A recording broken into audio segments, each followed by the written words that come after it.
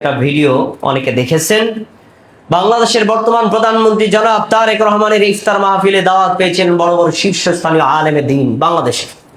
তার ভিতরে আহলে হাদিসের মুনি মুক্তা শেখ আব্দুর রাজ্জাক বিন ইউসুফ হাফিজাহুল্লাহ তিনিও দাওয়াত পেয়েছেন। শেখ আব্দুর রাজ্জাক বিন ইউসুফের সাথে দেখা করার জন্য এসেছেন কে? স্বয়ং প্রধানমন্ত্রী নিজে এসেছেন, কিন্তু প্রধানমন্ত্রী আসার কারণে তিনি তার আসন থেকে দাঁড়ান নাই। এক, ওই ইফতার মাহফিলে বড় বড় আলেমরা ছিলেন।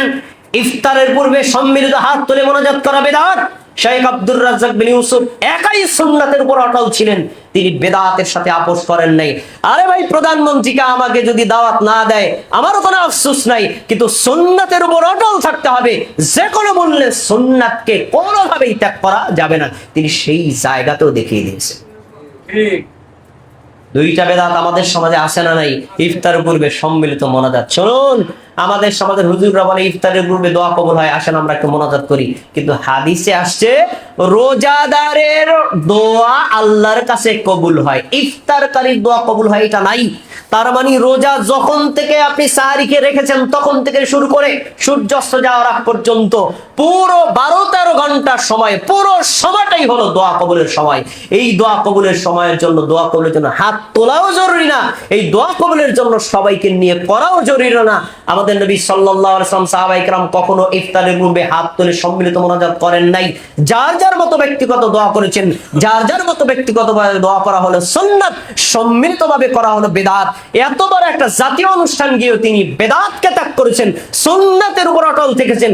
এর নাম হলো সুন্নাত কিভাবে পালন করতে হয় তার দৃষ্টান্ত।